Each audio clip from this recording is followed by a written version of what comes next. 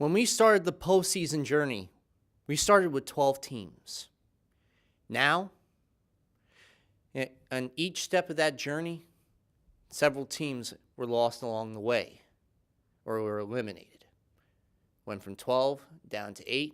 Now, we are down to the final 4 teams. We're here at the biggest weekend of the season besides the big game, Championship Sunday.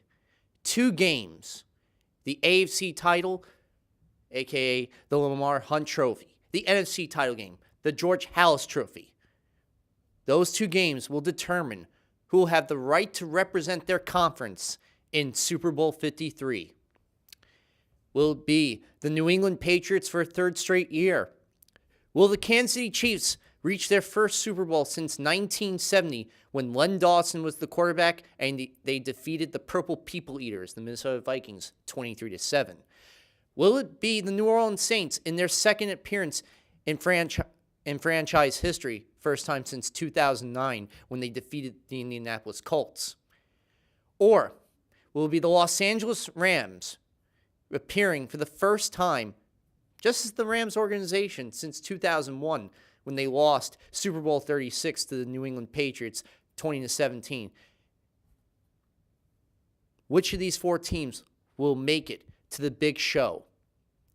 In the next hour, I'm going to take you through both those games, including how they got there in the divisional round. But before we begin all that fun action, I just want to give a shout out to some friends of mine in the theater world.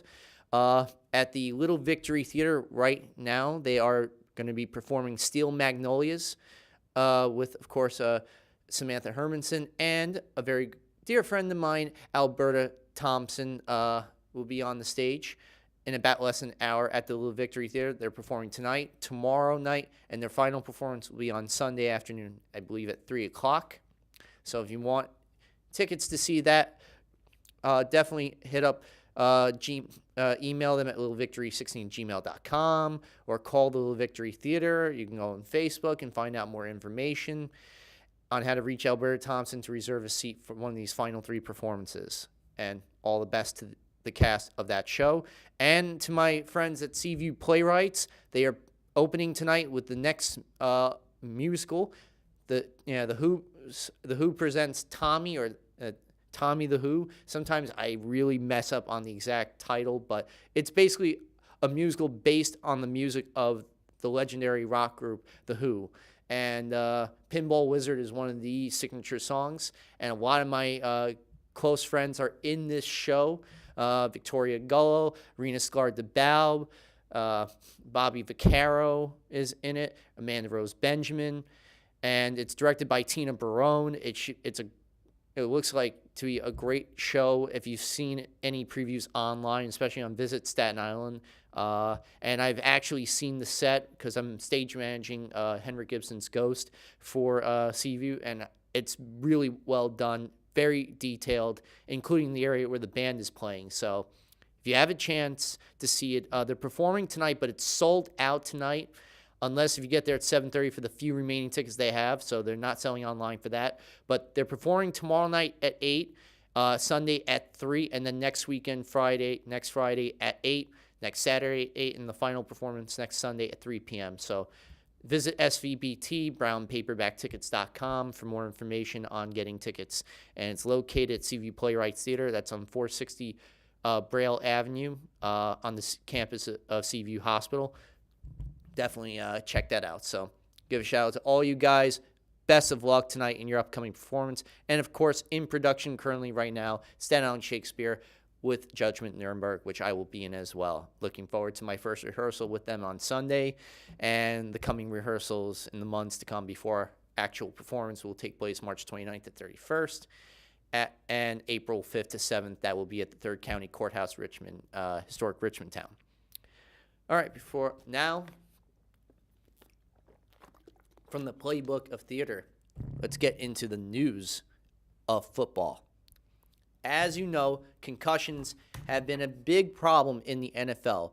In the past years, we've seen rule changes, including penalizing players 15 yards for using the crown of their head on initial contact, We're also separating coverage on running prior to kickoff returns to try and mitigate the amount of head-related trauma and concussions that have taken place in the NFL.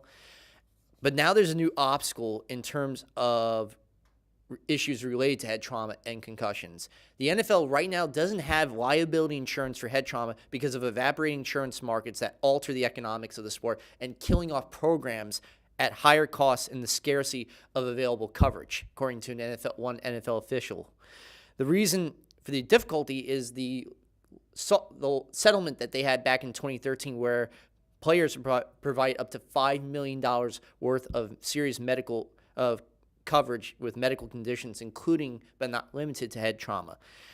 Since this settlement, per the NFL's concussion trauma website, they've actually paid out in excess of total amount that's been paid out $611.4 million of this over $1 billion settlement. And at least it doesn't. Since the litigation back in 2011, about a dozen insurance carriers cover the NFL altogether. The league has actually awarded, and another thing the league has been trying to do also is award organizations that have research of head trauma related cases. $35 million last year to 5 different organizations. I'm hoping that the NFL will resolve this issue because these players, whether people love these players, hate them, or indifferent, they're human beings at the end of the day, and it's a rough sport. And some of these players, before these initiatives and rules and penalties that were put in place, went through some serious traumatic physical conditions and need the most help, especially with the medical payments. So I think hopefully that the NFL will resolve that issue in the coming weeks or months, however long it takes. These players deserve all the help they can get. As for the Seattle Seahawks, right now the season, of course, ended in Dallas back in the wild card round, in which they were limited to 73 rushing yards in that game. So with the offseason right now taking place, a lot of coaches are let go, so there's going to be a whole new regime coming in terms of the offensive side. And there's going to be another quarterback to back up Russell Wilson. That's right.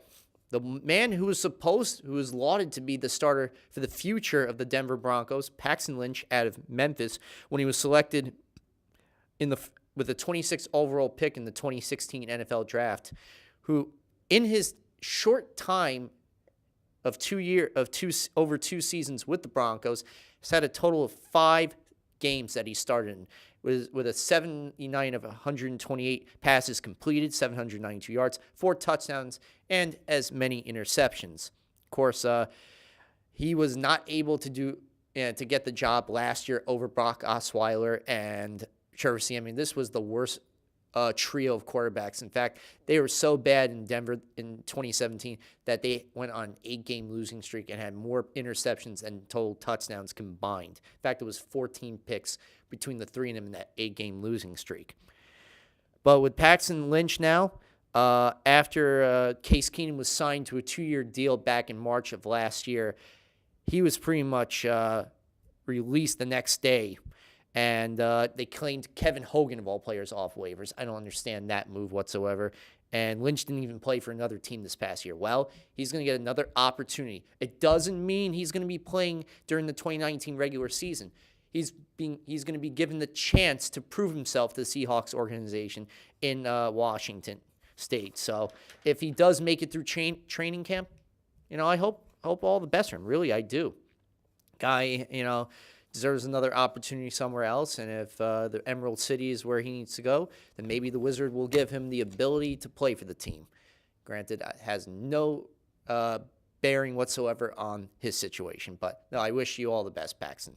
Now, Darrell Bevell, as you know, speaking of Seattle, was the man behind that great Seahawks offense when he worked well with Russell Wilson, made him the quarterback that he is today, and one of the best quarterbacks to go under center, especially in fourth quarter overtime situations.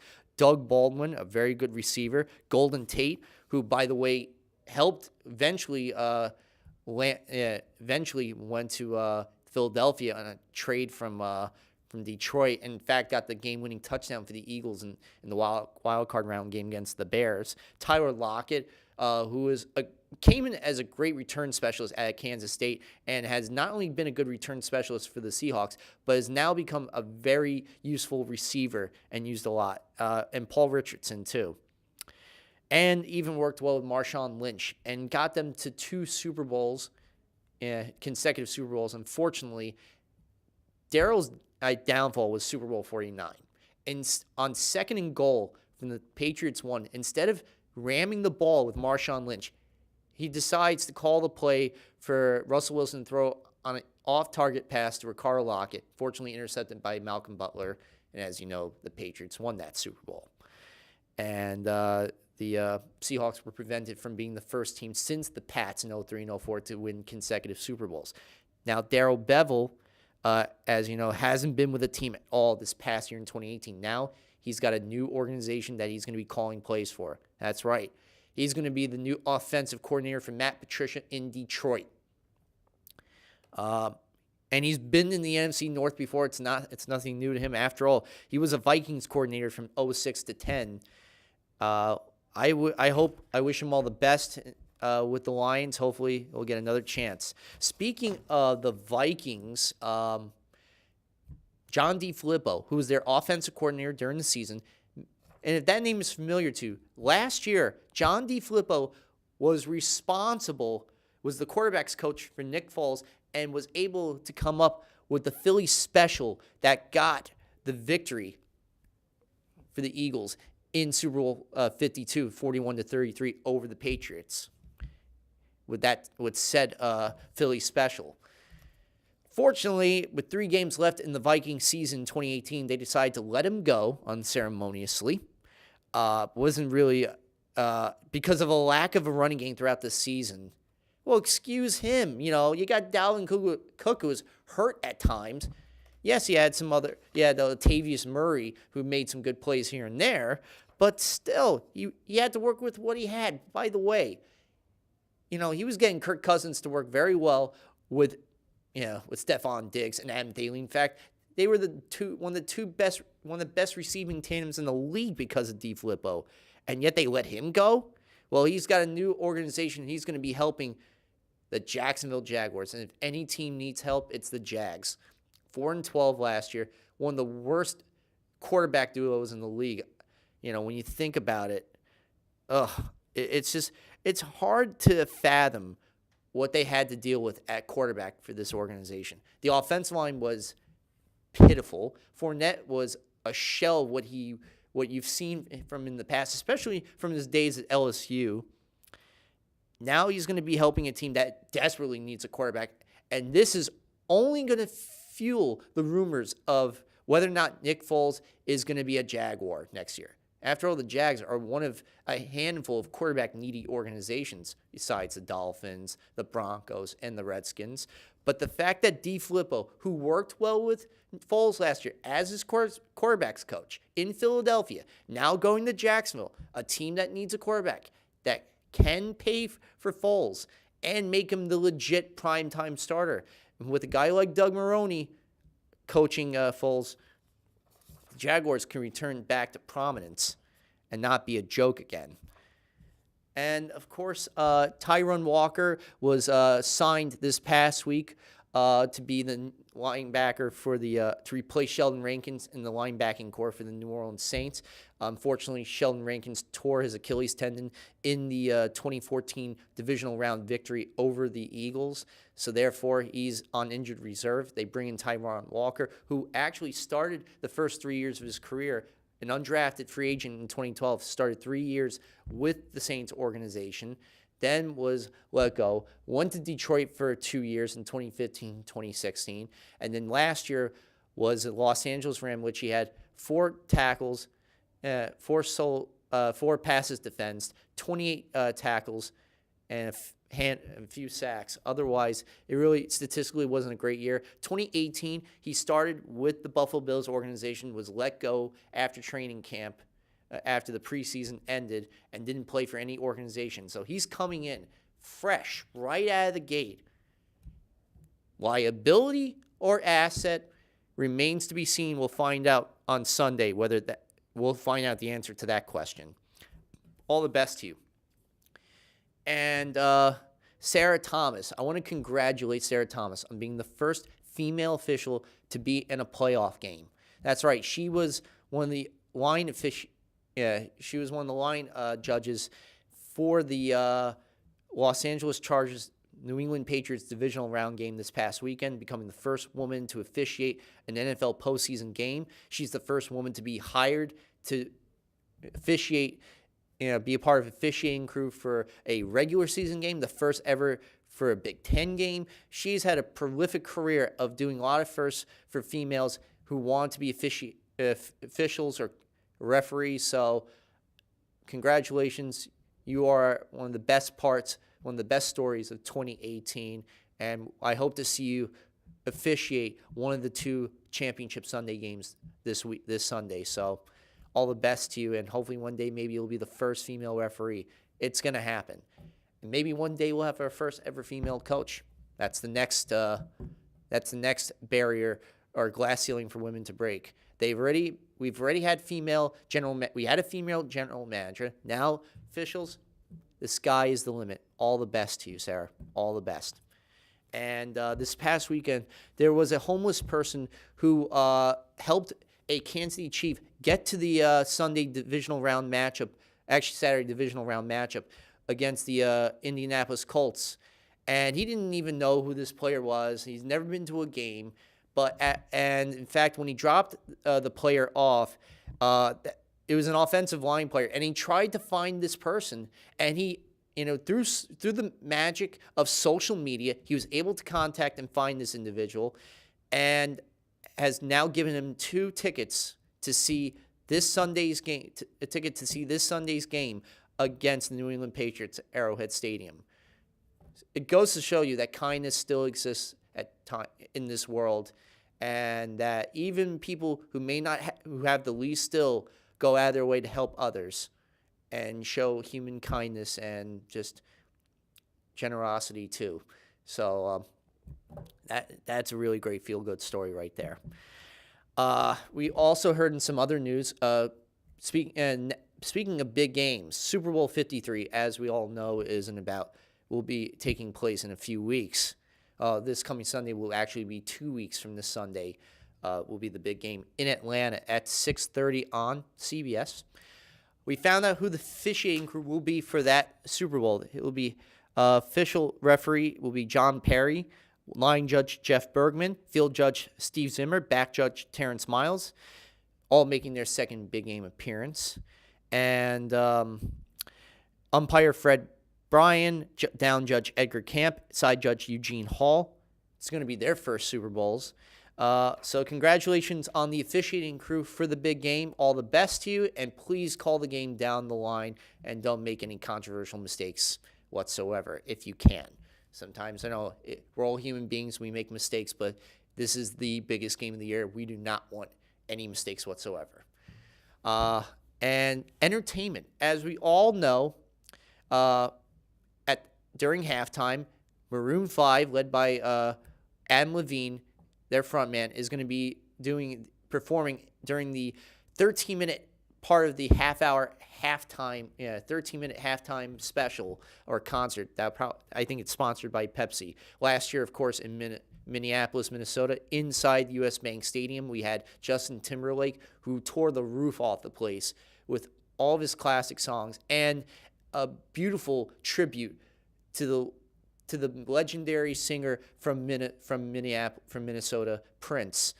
And in fact, they had a CGI they had a CGI imaging of Prince. It brought me and probably every person that watched the show to tears watching that and seeing Justin on the piano perform that way. It was great. It was one of the best moments of the game, best moments of that halftime show, along with that kid getting the selfie. One of my other favorites is, of course, Bruce Springsteen, Super Bowl 43. That was the Super Bowl in which the Steelers defeated the Arizona Cardinals 23-16. Santonio Holmes got the game-winning touchdown catch, was the MVP. And I love the choir that they had in the background. Prince even performing. He performed Super Bowl 41 when the Colts and the Bears played each other. In fact, that was the Super Bowl in which we had the first ever African-American head coaches on both teams. It was a monumental game for that and for the kickoff return touchdown by Devin Hester. But anyway, this year's Super Bowl, Maroon 5 is going to be performing along with Travis Scott and I think it's a guy who calls himself, his name was Big Boy from Outkast. So all the best, the three of them performing at the Mercedes-Benz Stadium in Atlanta. Hopefully you tear the roof off as well. And if I could request This Love and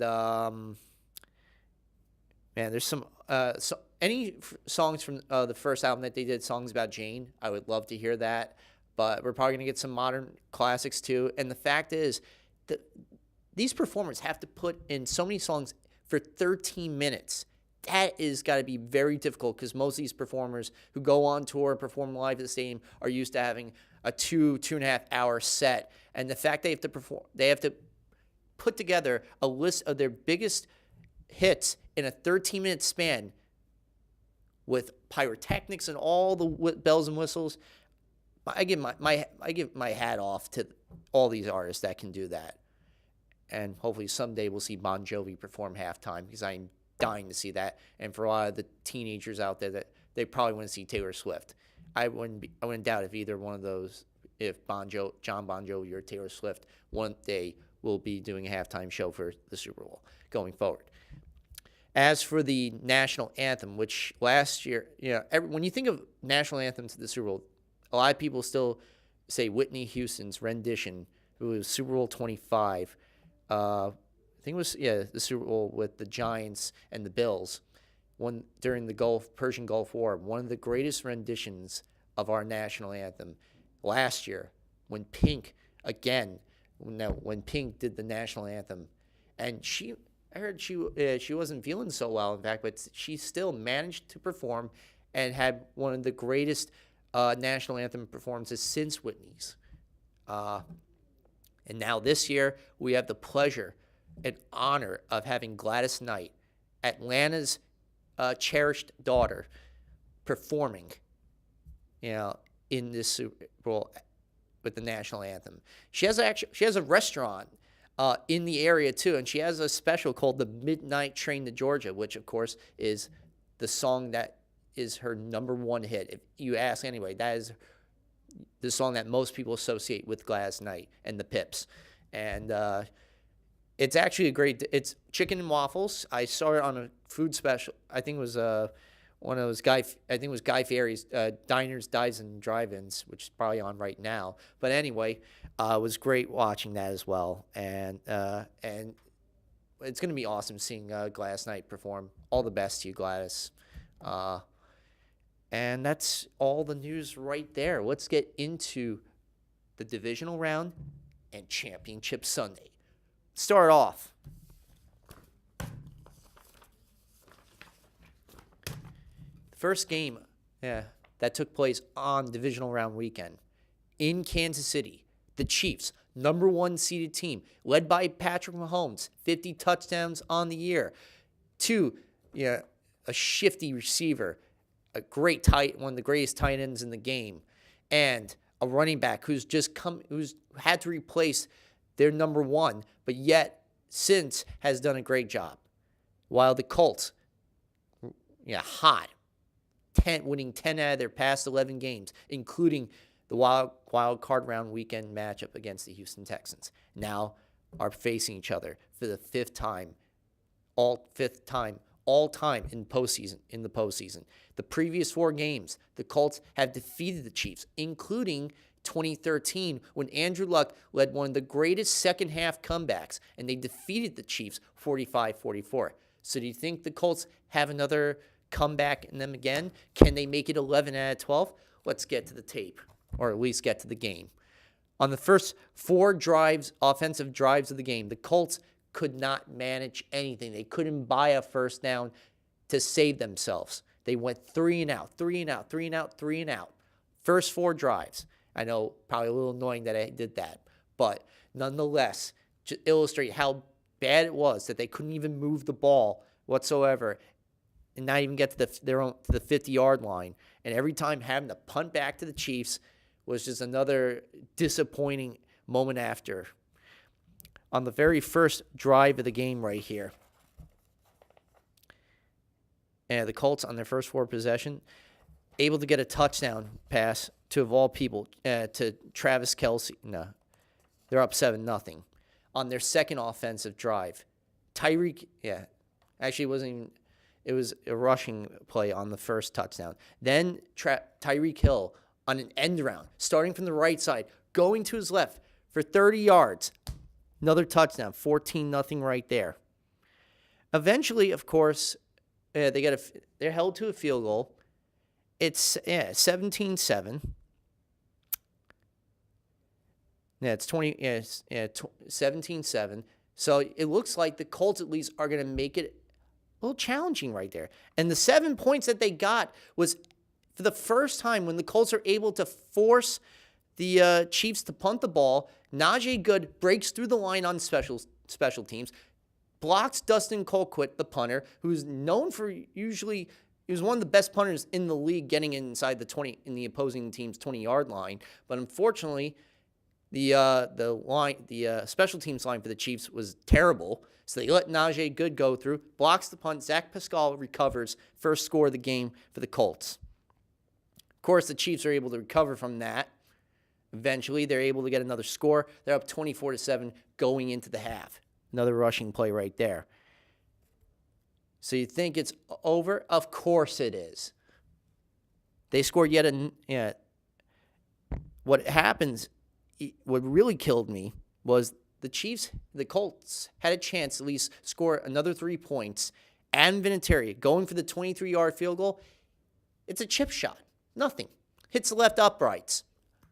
First time in his entire career, in 22 postseason attempts from that close, he misses.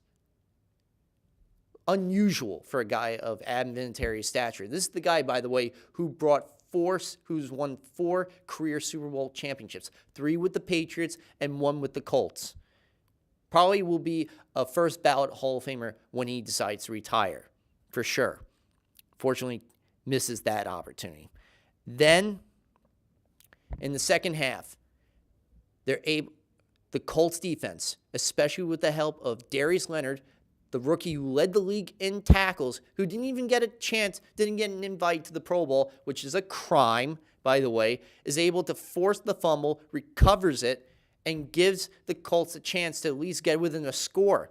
Unfortunately, on the second play of that ensuing drive, D Ford strip sacks Luck, recovered by Justin Houston.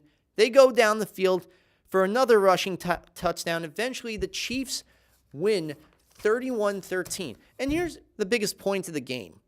The fact that in the first half, the Colts were dominated in every fashion in terms of first downs, 18-4. Offensive plays, 42-19. Total yards, 274-91. And even though the Chiefs did slow down in the second half, it was the first half that got the Chiefs the victory. The other point, too, was the fact that Bob Sutton, the defensive coordinator, had the second to worst defense in the league in 2018, yet they were able to hold the Colts to 263 total net yards. They held Marlon Mack, the prize running back for the Colts, to 50 yards on the ground, as opposed to against Houston when he had 148. So that was a big difference right there. And they held Luck to less than 100 on passer rating. And then it was Patrick Mahomes, the other third point right there, with Tyreek Hill getting 8 catches for 72 yards. Travis Kelce, 7 passes for 108 yards. And Damian Williams had 100 yards on the ground. Altogether, these 3 guys in offense really played a huge part in why the Colts season is over. But you know what? The Colts have a lot of good things coming their way. They got the most cap money coming their way. So I wouldn't be shocked to hear Antonio Brown going to Indianapolis. Imagine him opposite T.Y. Hilton, who, by the way, got the only touchdown pass in the entire game on a fade route pass by Andrew Luck, and they still missed. And unfortunately,